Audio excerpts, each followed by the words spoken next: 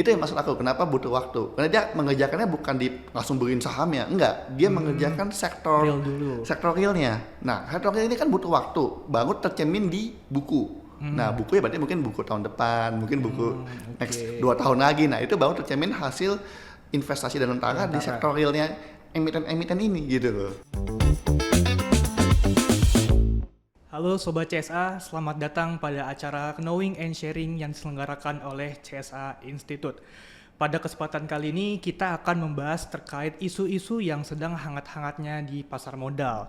Mengawali tahun 2025, indeks harga saham gabungan kita dibanjiri oleh banyak sentimen negatif. Salah satunya yaitu adalah efisiensi anggaran, kemudian terkait nilai tukar rupiah yang melemah terhadap dolar yang dipengaruhi oleh kebijakan Donald Trump yang sangat proaktif sehingga memunculkan adanya perang dagang.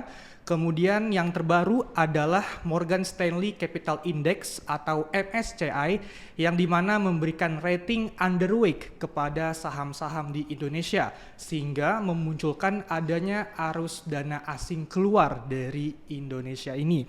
Nah, kira-kira apakah kondisi sekarang ini adalah kondisi yang tepat untuk kita berinvestasi di pasar modal?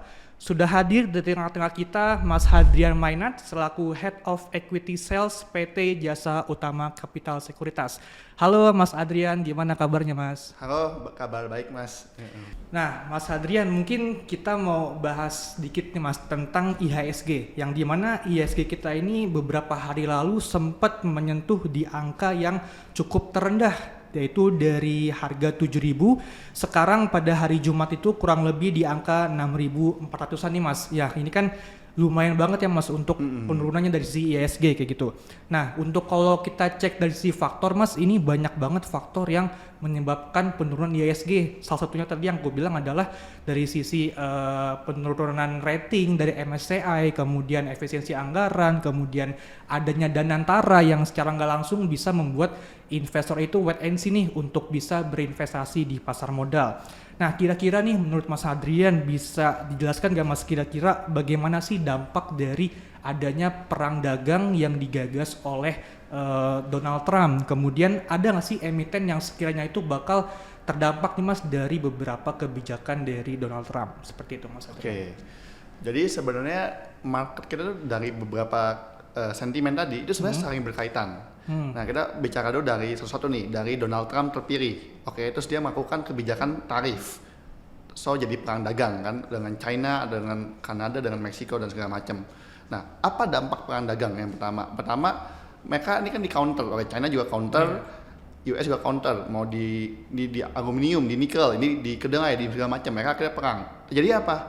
Inflasi. Karena supply jadi berkurang karena mereka perang dagang, orang pada ngerem importnya. Oke, jadi akhirnya inflasi naik, suku bunga yang tadinya dovish nggak bisa out the Fed. Terpaksa saya harus jaga inflasi saya yang kemarin akhirnya mengemah. Oke, jaga atau cenderung naik. Kalau inflasi naik, suku bunga cenderung jaga naik biar jaga jumlah uang peredaran bisa masuk ke negara bisa intervensi supaya inflasinya turun lagi, kan seperti itu. Jadi suku bunga naik, alhasil capital outflow, emerging market, uang dolarnya kembali ke Amerika. Karena di situ yieldnya lagi tinggi gitu kan. Nah, terjadi kan net foreign sale yang akhirnya cukup signifikan ya. Sudah sebulan terakhir berapa T ini kan udah gila, sehari 1 T 300 miliar 500 miliar. Jadi kan cukup deras tuh. Nah, alhasil dari situ terjadi namanya currency risk, resiko nilai tukar bagi investor asing yang punya uang US, Singapura atau segala macam. Pas beli saham Indonesia kan convert ke rupiah, rupiahnya melemah sehingga mereka untung sahamnya 10%, currency risk 10% mereka nggak jadi untung gitu. Nah, itu menyebabkan salah satu menurut kita indikasi MSCI downgrade. Nah, itu jadi dari perang dagang, inflasi, suku bunga sampai akhirnya currency risk. Jadi ini semua berkaitan. Iya, korelasi semua. Akhirnya net foreign sale terjadi. Nah, cuman kan kita mempercayai sebuah pattern mungkin bisa berulang. Misalnya karena 2018 ketika Donald Trump terpilih dan melakukan kebijakan seperti ini, memang indeksnya juga tertekan cukup dalam, tapi berhasil bangkit di Q2 dan Q3. Nah, ekspektasi kita IHSG saat ini punya level support harapan 6.500 udah ketembus nih. Nah, support harapan berikutnya kan di 6.200 gitu ya. Nah, ini kita harapin sih ini ada technical rebound, tapi secara tren masih downtrend. Nah, sampai kapan? Ya kalau kita lihat history itu mungkin di Q2, Q3 baru mulai ada pembalikan arah gitu. Jadi mungkin bagi investor di sini pentingnya sabar. Kan nggak mungkin instan juga nih, habis minus tiba-tiba besok langsung plus gitu ya. Kayaknya most unlikely ya kayak gitu. Biasanya mereka akan konsolidasi dulu terus mungkin butuh waktu untuk rebound kembali. Itu sih gambarannya. Oke, berarti kurang lebih untuk kondisi sekarang ini investor itu harus wait and see terlebih dahulu ya Mas, untuk menunggu kapan sekiranya itu dari sisi teknikal bakal rebound ya, seperti itu Mas. Betul, di sini memang ada beberapa strategi. Misalnya kalau yang trading mungkin wait and see dia tunggu momentum. Tapi bagi yang value investing saat ini itu yieldnya jadi sangat menarik. Apalagi yang dividend hunter, dia lihat BBRI sekarang di 3.500 gitu. Wah, dividennya 300 perak misalnya. Itu kan yieldnya udah 9% gitu kan, melebihi bunga deposito itu atau melebihi bunga ori. Jadi kalau yang punya passive income taruh di BBRI dan mengejar dividen ya itu jadi salah satu alternatif yang menarik gitu kan. Tapi kalau lihat trading ya dengan tren saat ini wait and see, tunggu momentum. Tapi kalau untuk value investing ya bisa mitigasi resiko juga dengan dollar cost averaging. Jadi bukan one hit investment lalu buy and hope gitu ya, buy and hope gitu kan, jangan. Tapi ya nabung berkala itu mitigasi risiko, jadi average buy kita kan dollar cost averaging. Nah itu juga alternatif strategi ya bagi investor. Oke, nah Mas Adrian kan sekarang ini IHSG kita kan sedang turun-turunnya Mas. Kira-kira menurut Mas Adrian nih, ada nggak sih sektor yang sekiranya itu bakal rebound nih Mas? Atau sektor-sektor yang lagi menarik di kala IHSG sekarang lagi mengalami penurunan Mas, seperti itu? Ya, ada beberapa katalis yang mungkin bisa kita lihat sebagai katalis positif buat sektor tertentu. Contoh, Kus currency risk ini udah terjadi. Berarti harusnya emiten yang dalam bentuk USD jauh lebih menarik. Contoh mungkin energi, sektor energi seperti Adaro atau mungkin sekarang banyak sektor energi ya, saham-saham energi itu yang bentuknya dalam USD bisa teman lihat, mungkin TMG, mungkin juga saya tahu kayak PTRO kan juga dalam USD. Nah, itu bisa jadi alternatif pilihan menarik karena kan dalam USD dia nggak kena currency risk-nya. Atau yang kedua adalah sektor teknologi. Karena zaman saat ini dunia AI, dunia digital makin berkembang. Ini juga salah satu sektor yang lagi happening kita bilang. Nanti bisa dilihat. Satu lagi sektor yang related dengan kebijakan pemerintah saat ini. Contoh pemerintah saat ini kan punya kebijakan 3 juta rumah. 3 juta rumah. Iya, dia disupport internet murah misalnya. Jadi apa nih misalnya WiFi, sektor teknologi dia mensupport program tersebut. Properti memberikan likuiditas ke perbankan atau memberikan sentimen kepada sektor properti. Nah, ini sektor-sektor yang terkait dengan kebijakan pemerintah yang akan berjalan ini juga bisa jadi katalis positif. Jadi energi kalau currency risk, teknologi kalau karena dunia happening digital saat ini sama yang related dengan kebijakan pemerintah. Misalnya program 3 juta rumah itu. Nah, apa yang berhubungan dengan itu bisa jadi katalis positif juga. Oke, nah seperti itu ya Sobat CSA, sebelumnya ini disclaimer on ya Mas Adrian ya, disclaimer on karena beberapa emiten mungkin ada yang merespon nih dari sisi kebijakan sekarang. Nah tadi yang sempat bilang sama Mas Adrian ada beberapa sektor yang sekiranya itu berpotensi untuk menunjukkan katalis positif seperti sektor energi, kemudian dari sektor teknologi, kemudian sektor yang sangat berkaitan dengan efek dari kebijakan pemerintah. Nah kalau sekarang itu adalah terkait pemberian rumah itu Mas ya, rumah Mas ya, seperti itu. Nah menariknya Mas, terus kalau kita bahas lagi ya Mas, sekarang itu kan pemerintah sudah meresmikan Danantara Mas ya, yang kurang lebih Danantara itu semacam sovereign fund-nya Indonesia. Jadi kan awalnya itu kan dividen itu masuknya ke Kementerian BUMN. Nah dengan adanya Danantara ini dividen itu masuknya itu langsung ke Danantara tersebut, jadi kurang lebih bertindak sebagai seorang manajer investasi. Nah menurut Mas Adrian nih, Danantara ini apakah menjadi berita positif nih buat IHSG kita atau malah justru sebaliknya nih Mas? Oke, ini sekarang ada dua kubu bahasa kita, so ada dua kubu. Oke, kubu pertama skeptis, karena dia melihat apa? Track record. Ada Jiwasraya, ada Asabri, ada Bank Senturi, ada kemarin apa Taspen yang paling akhir. Jadi kok pengolahan dana oleh pemerintah terkesan banyak kusutnya gitu ya, banyak kusutnya. Jadi ada yang skeptis. Masa Danantara adalah produk duplikat dari yang sudah ini. Tapi kalau sisi yang kubu yang lain nih melihat positifnya. Kenapa? Danantara ini punya struktur pengawasan berbeda dengan yang sudah pernah berjalan. Makanya saya rasa pemerintah saat ini juga berevaluasi lah. Mereka lihat, oke, Menteri BUMN yang tadi jadi sebagai pelaksana, sekarang sebagai pengawas. Ditambah ada beberapa presiden sebelumnya dan organisasi lain yang seperti Syariah, MU dan semua menjadi pengawas. Sehingga berharap dana ini benar-benar dikelola dengan baik. Nah, yang positif ini punya harapan seperti itu. Nah, ini baik ya teman-teman sobat CSA juga mau lihat di kubu yang mana. Kalau saya pribadi, saya tetap kubu yang positif. Jadi saya melihat Danantara ini semoga dan yang dikelola ini memberikan dampak positif. Cuman kembali lagi teman-teman di dunia pasar modal, oke, diresmikan hari ini. Dampaknya nggak hari ini. Dampaknya bisa tunggu 3-6 bulan bahkan 1 tahun 2 tahun kemudian baru kelihatan gitu. Karena apakah dana hasil dividen BUMN top holding ini diinvestasikan dan memberikan growth, ya itu kan kita harus lihatnya waktu. Nah itulah, jadi ini pasar modal butuh waktu, butuh proses. Tapi kita cuma bisa lihat dari yang positifnya aja. Itu sih. Berarti biar waktu yang menjawab ya Mas ya. Biar waktu yang menjawab. Terkait Danantara seperti itu. Jadi ini yang aku lihat sih Mas ya, karena Danantara ini kan merupakan proyek pemerintah yang baru ya Mas. Jadi kalau misalkan ini berhasil lah Mas, ini jadi keuntungan juga buat kita Mas sebagai warga negara. Karena kan yang dimana dari hasil dividen BUMN tadi itu diinvestasikan ke aset-aset berupa saham, kemudian deposito dan sebagainya. Jadi Danantara ini aku melihat juga jadi berita positif apabila ini dikelola dengan baik ya Mas tentunya. Mungkin aku tambahin sedikit. Danantara itu menurut aku dia tidak akan langsung beli paper aset saat ini ya, menurut aku nggak mungkin. Tapi dia akan menginvestasikan ke sektor real dulu. Sektor real, oke. Iya, misalnya sektor energi, hilirisasi, swasembada pangan, itu yang jadi fokusnya Danantara sebenarnya. Nah, ketika itu terjadi, growth baru secara fundamental emiten terdampak. Itu yang maksud aku, kenapa butuh waktu? Karena dia mengerjakannya bukan di langsung beliin sahamnya, enggak. Dia mengerjakan sektor real dulu. Sektor realnya. Nah, sektor real ini kan butuh waktu, baru tercermin di buku. Nah, buku ya berarti mungkin buku tahun depan, mungkin buku next 2 tahun lagi. Nah, itu baru tercermin hasil investasi Danantara di sektor realnya emiten ini gitu loh. Jadi jangan mispersepsi antara investor, oke, Danantara punya uang 100 miliar, udah beliin aja sahamnya biar auto reject. Enggak begitu. Mereka enggak ambil capital gain di paper asset. Mereka justru melihat sektor realnya untuk memberikan impact ke masyarakat.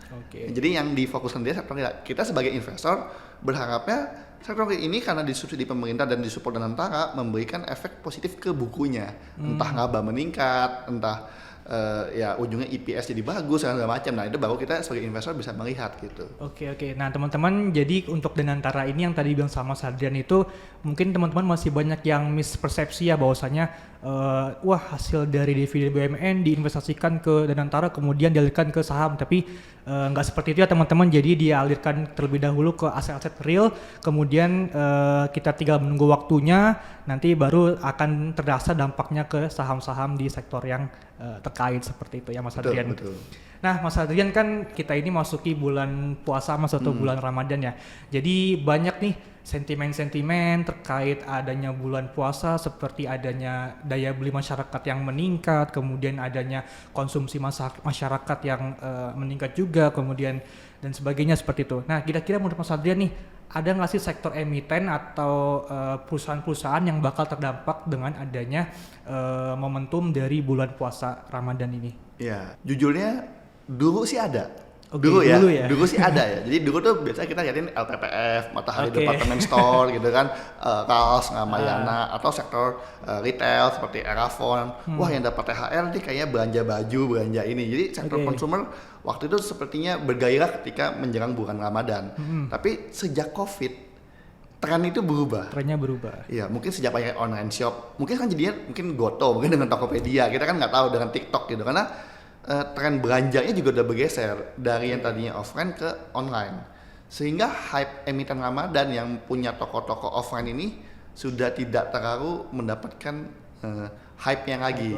Jadi kalau kemudian sektor-sektor di Ramadan ini agak bergeser, mungkin bukan ke sektor offline consumer lagi, tapi yang sektor online digitalnya yang mungkin akan dapat peningkatan. Ya, misalnya seperti Goto dengan Tokopedia dan TikTok, nah itu mungkin ada dapat benefit gitu di Ramadan ini, karena justru sekarang perputaran uangnya kan sudah di marketplace, di online shop, jadi udah udah agak bergeser. Walaupun mungkin kayak kita teknikal LPPF juga ada tren jangka pendek cukup bagus gitu, cukup naik. Jadi tapi udah nggak se-hype dulu aja gitu. Jadi ya Ramadan kali ini mungkin lebih selektif membagi portfolio antara yang offline sama ini dikonfirmasi secara teknikalnya aja gitu. Oke, berarti kurang lebih ya bulan Ramadan ini mungkin nggak se-hype seperti dulu ya Mas Adrian, karena mungkin dari sisi masyarakat mungkin ada beberapa yang mengerem konsumsi ya Mas. Dan sudah bergeser lah cara belanjanya udah bergeser. Yang gitu. awalnya offline jadi berganti ke online ya Mas, kayak platform e-commerce lainnya seperti itu. Nah, Mas Adrian, aku pengen nanya lagi nih. Yang aku lihat ini Mas Adrian ini sebagai Head of Equity Sales ya Mas di Jasa Utama Sekuritas ya Mas. Kenapa nih Mas bisa tertarik di bidang tersebut? Terus gimana sih supaya Mas Adrian itu bisa berkarir sebagai Head Equity Sales di sekuritas tersebut? Oke, ini berarti cerita pengalaman pribadi. Ya. Jujurnya nih teman-teman, sobat CSA, saya masuk pasar modal dijebak. Kenapa tuh Mas? Oke, papa saya. Jadi waktu itu saya ada usaha F&B ya, mengikuti usaha bersama teman. Biasa lah di umur tahun 2014, 15 itu kan lagi hype-nya buka bazar. Ya saya satunya pengusaha F&B, food and beverage kita buka. Tapi tidak berjalan bagus. Oke. Waktu itu papa saya bilang, udah kamu ikut aja seminar tuh di hotel. Apa nih? Saham nggak mau lah. Aduh, kita kan skeptis. Walaupun jurusan ekonomi nih, tapi kita nggak di zaman aku itu informasinya nggak kayak sekarang. Jadi kita skeptis lah gitu. Nggak bisa lah, itu apa sih gitu. Nah ikut seminar, waktu itu buka akun sahamnya offline. Masih offline isi ya? Buku, ya kan? Yeah. Jadi kapan? Sebulan lagi. Oh jadi sebulan lagi? Jadi habis belajar saham, besoknya lupa. Ya kan? Sebulan lagi. Tapi karena usaha itu udah nggak terlalu berjalan, ya udah ada modal, ya udah kita geser 2016 Desember. Kebetulan memang saat itu marketnya super bullish. Oh enak berarti. Jadi pencet apapun hijau gitu. Yang merah dikit pokoknya hijau. Kok enak kayak gitu. Nah sejak itu jadi baru menggeluti pasar modal. Akhirnya waktu itu ada teman orang tua juga menawarkan magang. Jadi saya bawa dari magang sekuritas di perusahaan sekuritas asing. Asing terus ke dealer, ke aset manajemen. Akhirnya berkarir di Jasa Utama saat ini. Jadi itu singkat cerita gitu. Awalnya dijebak orang tua, tapi positif ya. Jadi maka akhirnya jadi berkarir. Ternyata cocok. Waktu itu kebetulan memang marketnya lagi bagus. Tapi pas 2018 kena juga kan. Itu pas Covid juga kena juga kan. Buka ARB itu udah ngerasain juga gitu. Jadi belajar juga Mas ya.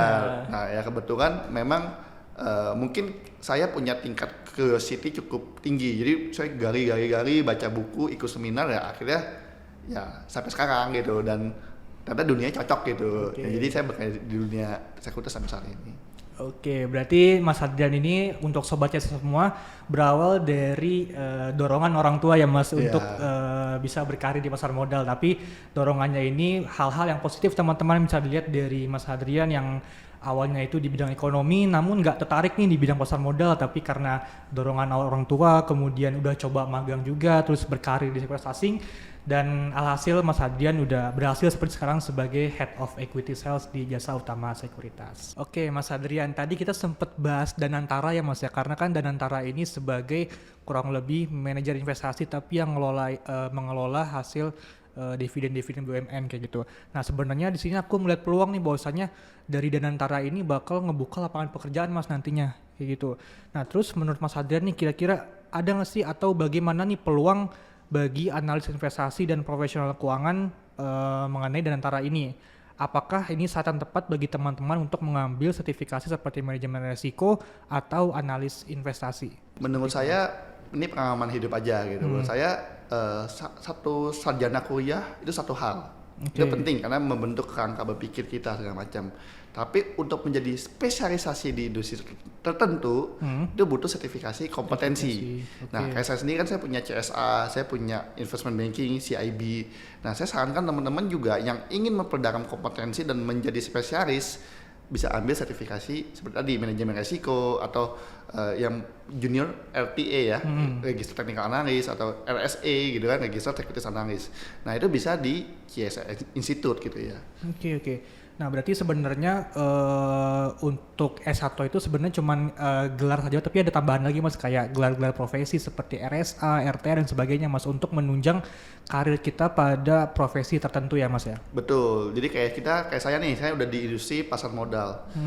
Sarjana ekonomi kepake, yes. Pakai tentu. Tapi sertifikat spesifik kompetensi itu jauh lebih Powerful ya. Powerful. Kenapa? Lebih related. Kan Oke. lebih spesifik lagi untuk kita supaya lebih tajam lah bahasa kita, ilmu kita. Oke. Nah itu aku pelajari di CSI Institute waktu itu. Oke, nah terus aku mau mention terkait jabatan Mas Hadrian nih di JUC sebagai Head of Equity Sales. Nah, aku pengen tanya nih Mas, kira-kira sertifikasi apa sih Mas yang harus diambil untuk kita itu bisa menjadi seorang Head of Equity Sales kayak gitu. Kemudian tadi aku sempat mention juga nih Mas Hadrian punya sertifikasi CSA Mas ya. Nah, kira-kira boleh di-share gak Mas kira-kira gimana sih dampaknya ketika Mas Hadrian itu sudah mengambil sertifikasi CSA ataupun sertifikasi lainnya kayak gitu. Jadi yang pertama ketika berkarir di sekuritas itu kan ada aturan POJK. Oke, jadi kita tunduk pada aturan OJK dulu nih, industri keuangan. Nah itu wajib WPPE dulu, wakil perantara pedagang efek. Itu minimum. Kalau teman-teman punya kayak saya punya WPPE, punya WPEE juga, wakil penjamin emisi efek, itu ya bonus. Nah, jadi ada minimum WPPE. WPPE dibagi lagi 3, WPPE yang biasa reguler, ada yang pemasaran, ada yang pemasaran terbatas. Kalau teman-teman mau ke jenjang manajemen itu wajib yang full, yang reguler. Karena pemasaran terbatas, lingkup kerjaannya ada batasannya. Nggak boleh input, yang ini cuma boleh referral doang dan segala macam. Tapi kalau mau yang berkarir, ambil yang full. Ya, itu dari OJK-nya. Nah, tapi kan di sini kan baru satu tiket nih, kayak punya SIM. Nah, mobil ini kita mau bawa, kita butuh mekanik, butuh engineering. Nah, itu tadi CSA. Saya belajar cara bikin riset. Research report. Publikasi research. Yeah. Jadi kan setiap teman-teman saham ini kita kan beri bisnis. Yeah. Mereka ada publikasi informasi. Analisa laporan keuangan, ya itu di securities analyst buat jadi riset. Itu belajar cara menghitung rasio laporan keuangan, cara bikin riset yang teman-teman bisa lihat di dunia sekuritas itu dari CSA. Investment banking untuk apa? Untuk tadi yang penjamin emisi efek. Ini kan namanya ada 2 pasal, primary and secondary. Primary untuk yang IPO. Nah itu kan ada anggaran kerjanya, ada aturannya, ada tata caranya, dan itu semua harus dipelajarin. Ya itu investment banking yang menjadi dasar ilmu saya untuk di situ. Baru praktek ya untuk mengasah kan ilmu-ilmu itu. Oke, nah tadi sudah disebutkan nih sama Mas Hadrian bahwasanya untuk kita itu bisa masuk ke industri pasar modal khususnya sebagai seorang Head of Equity Sales, kita perlu sebuah izin nih Sobat CSA, saya itu adalah wakil perantara pedagang efek. Nah, WPP ini ada 3 jenjang Sobat CSA. Pertama itu adalah yang full, kemudian yang pemasaran, yang ketiga adalah pemasaran yang terbatas. Nah, setelah teman-teman punya WPPE nih, teman-teman sudah masuk ke dunia sekuritas, teman-teman pasti menemukan job desk tertentu yang sekiranya itu perlu sertifikasi. Misalkan tadi Mas Hadrian itu sempat mention kalau mau jadi analis itu perlu sertifikasi CSA. Kemudian kalau Sobat CSA itu pengen menjadi seorang investment banking itu perlu sertifikasi sebagai investment banking atau CIB seperti itu. Jadi sertifikasi yang Mas Hadrian punya ini kurang lebih berkorelasi nih terkait karirnya Mas Hadrian. Nah mungkin last question nih Mas Hadrian, kira-kira ada tips gak sih buat Sobat CSA semua bagaimana cara menentukan mana pelatihan sertifikasi yang cocok ke diri sendiri sebelum memutuskan untuk mengambil sertifikasi? Oke, kalau pengalaman saya pertama saya kerja sekuritas nih, yang saya lihat mobil karyawannya. Jadi, director bawanya Alphard. Wih, saya kasih kita bawanya Mercy. Investment banking bawanya Innova. Atau apa ini. Jadi kita lihat, wah, berarti divisi ini adalah divisi yang making money. Nah, teman-teman kan dong sesuaikan dengan profil teman-teman. Kalau saya ingin jadi sales, ada yang ingin jadi analis, ada yang ingin jadi back office. Nah, itu kembali ke teman-teman. Tapi kalau saya kan lihatnya yang kita cari kan waktu itu kan, mana yang making money terbanyak gitu. Karena kita mau belajar di divisi itu untuk jadi perform gitu kan. Kita cari kesuksesan di dunia karirnya seperti apa ya. Lihat yang paling sukses kan gitu kan. Nah, itu saya lihat divisi investment banking sama divisi equity sales gitu. Nah, karena saya berangkat dari dunia edukasi, maka saya akan memilih dunia equity sales. Sebagai saya ambil CSA sebagai added value buat saya, buat penunjang analisa saya gitu. Oke, berarti buat Sobat CSA nih yang masih bingung nih untuk mengambil sertifikasi apa yang sekiranya untuk powerful, jadi bisa dikembalikan ke diri masing-masing nih, apakah Sobat CSA mau jadi seorang analis, nanti bisa mengambil sertifikasi RSA atau CSA, atau Sobat CSA tertarik menjadi seorang equity sales, nanti bisa disesuaikan nih terkait sertifikasi yang Sobat pengen cari seperti itu. Nah mungkin Mas Adrian, apakah ada closing statement nih buat Sobat CSA semua mungkin yang lagi cari lowongan pekerjaan atau lagi ada yang mau berkarir di dunia pasar modal, kira-kira hal apa aja sih yang harus mereka siapkan untuk bisa berkarir di pasar modal atau sekuritas seperti itu? Ya, kalau aku kan dulu udah cerita sedikit pengalamanku di dunia F&B. Nah, aku mempelajari kenapa dulu aku nggak make it, aku nggak terlalu sukses di situ. Menurut aku industri itu nggak punya entry of barrier. Jadi siapapun bisa buka, siapapun bisa masuk dengan mudahnya. Di pasar modal ada izin, ada regulated industri ya. Jadi industri yang teregulasi. Jadi untuk masuk ini butuh orang-orang yang kompeten. Bahasa kita kompeten, sertifikasi mesti kompeten. Nah, kalau teman-teman bersaing di industri yang kompeten, yang spesifik, yang entry of barrier, kan tidak semua orang bisa serta-merta masuk ke dunia ini. Nah, jadi teman-teman punya nilai tambah, value-nya teman-teman lebih dihargai juga. Itu buat aku sih. Jadi teman-teman, kalau aku kenapa pilih dunia sekuritas, karena itu tidak semua orang bisa masuk. Jadi secara industri, secara karir kita bisa lebih dapat tambahan yang lebih bagus lah. Gitu. Oke, mungkin seperti itu ya Sobat CSA terkait closing statement kita pada podcast hari ini, yang dimana banyak beberapa poin penting yang sudah kita ambil nih dari kisah Mas Hadrian. Di antaranya itu adalah terkait outlook dari market di tahun 2025 ini, yang kita itu sudah bahas terkait kondisi makro, mikro, kemudian saham-saham yang sekiranya itu bisa rebound dalam waktu dekat ini. Kemudian kita udah sempat spill juga terkait sertifikasi yang mungkin Sobat CSA pingin berkarir di pasar modal tapi bingung nih mengambil sertifikasi apa. Nah, semoga dari podcast hari ini bisa nih membuka pikiran Sobat CSA semua untuk berkarir di dunia pasar modal. Sekian podcast dari kami. Bagi Sobat CSA yang ingin memberikan rekomendasi kita akan bahas apa di next podcast, boleh nanti drop di kolom komentar. See you.